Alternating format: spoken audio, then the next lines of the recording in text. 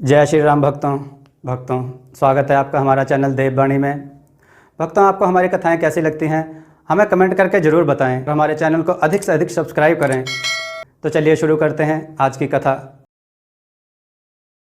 जय श्री राम भक्तों दोस्तों, आज की कथा है कुम्हार की लड़की और गाय। आइए कथा श्रवण करें। बहुत समय पहले की बात है। एक कुम्हार परिवार रहता था। उनकी 2 साल की बच्ची थी।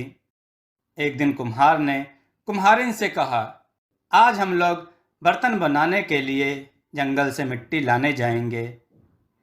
उस पर कुम्हारिन ने कहा, हाँ जी चलेंगे।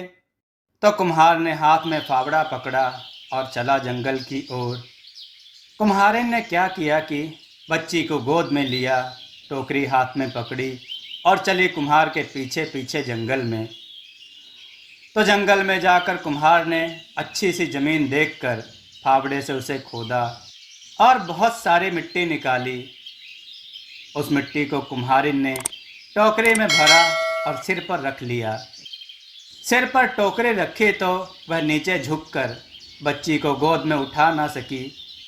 उसने कुम्हार से कहा, अजी थोड़ा बच्ची को उठाकर मेरी गोद में रखो। इस पर कुम्हार एकदम भड़का और कहने लगा, तुम इस बच्चे को घर लाओ या इस मिट्टी को, तुम घर आ जाओ या इधर ही रहो, मुझे उससे कोई मतलब नहीं। कुम्हार तिल मिलाकर पत्नी और बच्ची को वहीं जंगल में छोड़कर चला गया। उसके जाने के बाद कुम्हारिन ने सोचा, यदि वह मिट्टी की टोकरी घर लेकर नहीं गई तो कुम्हार उसे पीटेगा। तो उसने क्या किया कि उस बच्ची को वहीं छोड़कर वह मिट्टी की टोकरी सिर पर लेकर घर चली गई। उसके पीछे अकेले उस जंगल में वह बच्ची घबरा गई और वह जोर जोर से रोने लगी। लेकिन उसका रोना सुनने के लिए कौन था उस जंगल में। वह रोती चली गई। शाम हो गई। बच्ची डर से अब ज़्यादा ऊंचे स्वर में रोने लगी। तो उस ओर से भगवान की कपिला गायें जा रही थी। उसका रोना उनके कानों में पड़ गया। इस जंगल में बच्चे के रोने की आवाज़ उन्हें आश्चर्य हुआ। आवाज़ का सुराग लेकर वे ढूंढते ढूंढते वहाँ पहुँच गईं। तो उन्होंने देखा कि एक छोटी सी बच्ची अकेले ज़मीन पर बैठकर जोर जोर से रो रही है। वह दृश्य देखकर उनका दिल करुणा से भर गया। अरे, किस निर्दयी ने इस छोटी सी बालिका को इस जंगल में छोड़ा है। शायद कोई पत्थर दिल ही होगा। सभी गायों ने बड़े प्यार से उस बच्ची को चाटा। उस झुंड में एक गाय दुधारू थी, तो उसने बच्चे को अपना दूध पिलाया। पेट भरने से और गायों के प्यार से चाटने से बच्ची का रोना थम गया। वह खेलने लगी। तब गायें उसे वहाँ छोड़कर अपने गोठ में चली गईं, यानी अपने गौशाला में चली गईं। सुबह फिर बच्ची के पास आकर उन गायों ने उसे प्यार किया, दूध पिलाया। फिर शाम हो गई। शाम को वे वापस वहाँ आ गईं। ऐसा कुछ समय तक चलता रहा। गाय का पौष्टिक दूध पीने से वह बच्ची बड़ी स्वस्थ हो गई, जल्दी जल्दी बढ़ने लगी। अब वह उन गायों को ही अपनी माएँ समझने लगी। उनका रंभाना सुनते ही वह उनकी ओर दौड़कर चली जाती और उनसे चिपकती थी। कुछ समय बाद वह और भी बड़ी हो गई और उनके पीछे पीछे जंगल में घूमने लगी। सभी गायें उसका बहुत ख्याल रखती थीं। कोई शेर, बाघ एवं कोई जंगली जानवर आकर उस पर हमला ना करे, इसलिए वह जंगल में वर्तुलाकार खड़ी रहकर चरती थी और उसे उस वर्तुल में रखती थी। तो और भी दिन, महीने तथा साल गुजर गए। बच्ची अब 12 साल की हो गई। उस पर सभी गायों ने सोचा, अब बच्चे का जंगल में खुले रहना ठीक नहीं है। वह उसे अपने गौशाला में लेकर आ गईं। उन्होंने बच्ची से कहा, बेटी अब तुम इस गौशाला के अंदर ही रहना, बाहर मत निकलना। शाम को जंगल से आते वक्त हम तुम्हारे लिए खाना लाएंगी। बच्ची ने कहा, हाँ माँ। अब बच्ची दिन भर गौशाला में रहती थी और शाम को आते वक्त गायें उसके लिए अच्छा अच्छा फल लाती थी।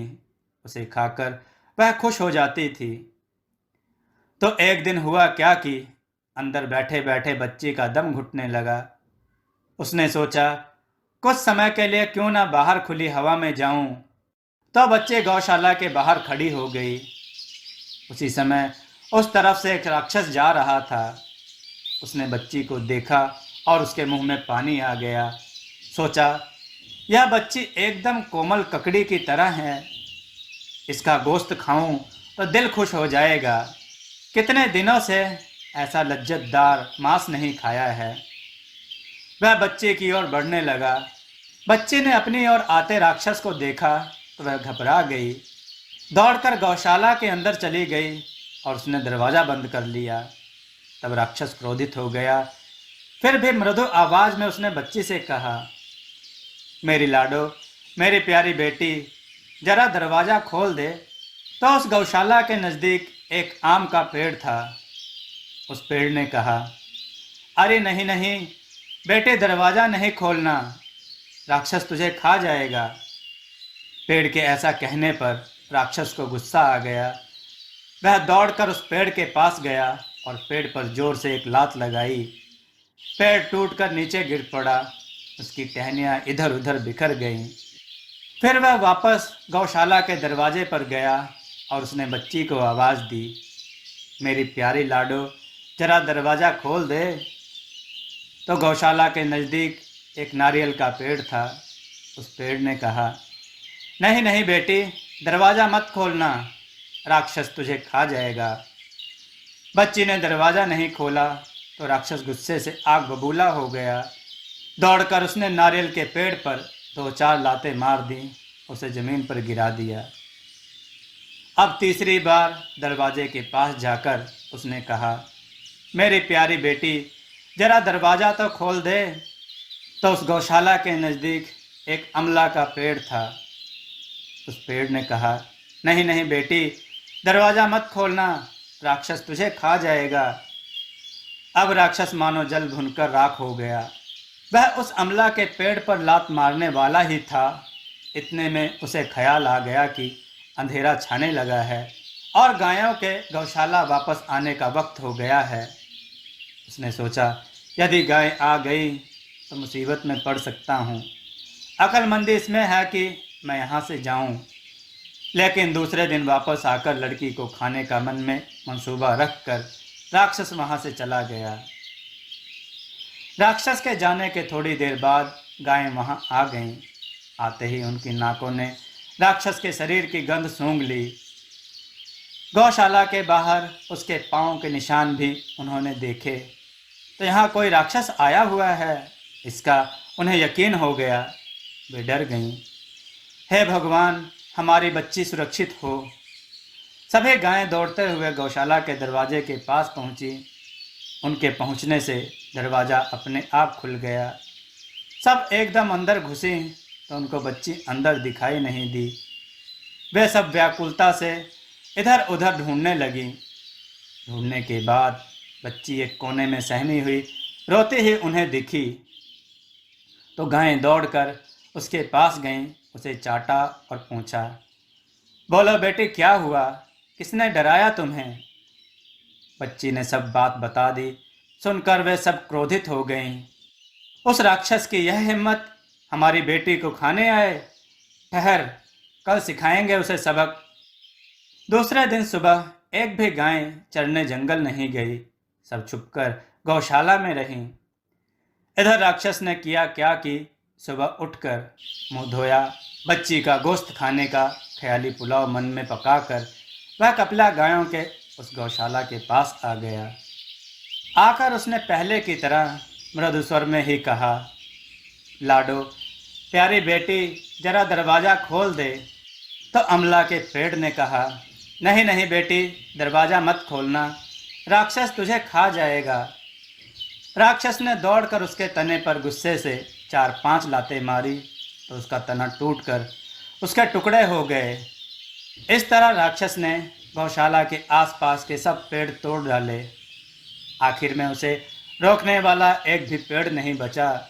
तो दरवाज़ा तोड़कर वह गौशाला के अंदर घुसा।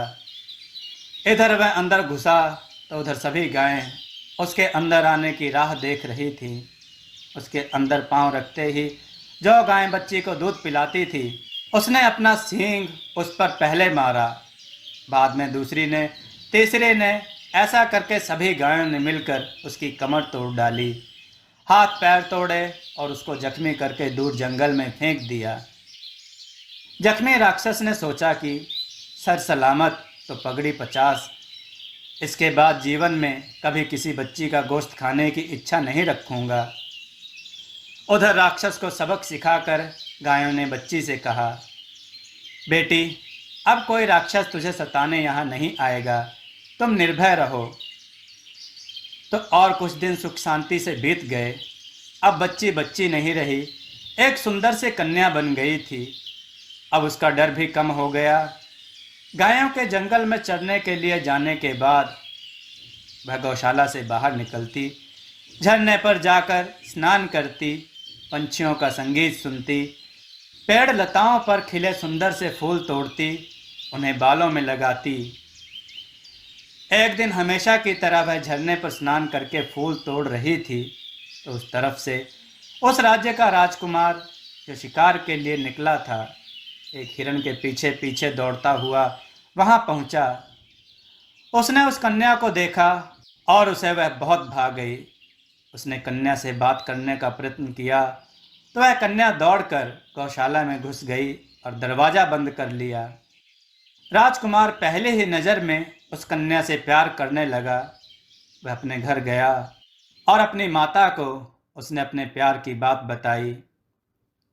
राजमाता ने वह बात राजा को बताई तो राजा ने कहा, ठीक है, जैसे पुत्र की इच्छा, यदि उसे वह कन्या पसंद है तो उसके साथ ही उसकी शादी करेंगे।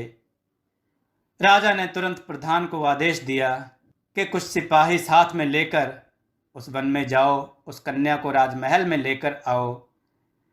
राजा के आदेशानुसार प्रधान कुछ सिपाही साथ में लेकर गया और कन्या को साथ में लेकर राजमहल में आया। कन्या की सुंदरता देखकर राजा और रानी दोनों ही बहुत प्रभावित हो गए। अपने पुत्र की पसंद की उन्होंने प्रशंसा की। रानी ने तुरंत ही दासियों से कहकर कन्या को सुगंधित तेल और उपटन लगाकर नहलवाया। उसे पहनने को अच्छे कपड़े दिए, उसे अलंकार पहनाए, उसके बाल बनाए। अब कन्या इस वेश में पहले से भी सुंदर दिखने लगी, जैसे वह स्वर्ग की अप्सरा हो। कुछ दिन तक रानी माँ ने उसे अपनी देखभाल में राजघराने की रस्में और रिवाज की शिक्षा दी। जब वह पूरी तरह राजघराने की बहू बनने योग्य हुई तो राजकुमार और उसका बड़ी धूमधाम से विवाह किया गया। तो वह कुम्हार की लड़की अब राजा की बहू बन गई। उसके पास अब सारा सुख चैन था। पहनने के लिए अच्छे वस्त्र थे, हीरे जवाहरात थे, नौकर चाकर थे, प्यार करने वाला पति और सास ससुर थे। लेकिन वह खुश नहीं थी। उसे अपनी गौ माताओं की बहुत याद आती थी, इसलिए सारा सुख होते हुए भी वह दुखी थी। राजकुमार के ध्यान में वह बात आ गई। उसने उससे पूछा, तुम्हें क्या दुख है? क्यों तुम ऐसी गुमसुम बैठी रहती हो? उसने कहा, मुझे मेरी माताओं के पास लेकर चलो। राजकुमार ने पूछा, कौन है तुम्हारी माता? मेरी माताएं हैं गौवें। गायें? राजकुमार चकित हो गया। उस पर कन्या ने उसे सारी कथा सुनाई। सुनकर उसने कहा, ठीक है, मैं तुम्हें तुम्हारी माताओं के पास लेकर चलता हूँ। दूसरे दिन राजकुमार कन्या को यानी अपनी पत्नी को जंगल में लेकर गया तो कन्या को देखकर सब गायें दौड़कर उसके पास आ गईं। कन्या भी दौड़कर उनसे उनके गले चिपक गई। गायों ने उसे ममता से चाटा। कन्या ने भी उन्हें प्यार से सहलाया। जिस कपिला गाय ने उसे दूध पिलाया था, उससे तो वह बहुत देर तक चिपक कर सिसकने लगी। कुछ देर के बाद गायें उठकर जंगल में चली गईं और राजकुमार अपनी पत्नी को लेकर राजमहल वापस आ गया। आते वक्त उसने एक काम किया। उसने सिपाहियों को वहाँ का गौशाला तोड़ने का आदेश दिया। जंगल से अपनी गौ माताओं से मिलकर आने के बाद कन्या यानी वह कुम्हार की लड़की खुशी खुशी अपने पति राजकुमार के साथ रहने लगी। वह बहुत साल तक जीवित रहे, उसके कई पुत्र भी हुए। दोस्तों, आपको यह कथा कैसी लगी? अपने विचार और सुझाव कमेंट में जरूर दें। हमारी कथाओं को लाइक करें, हमारे चैनल को सब्सक्राइब करना न भूलें। हमारी कथाओं को शेयर जरूर करें जिससे लोगों को अच्छा ज्ञान प्राप्त हो। जय श्री राम भक्तों।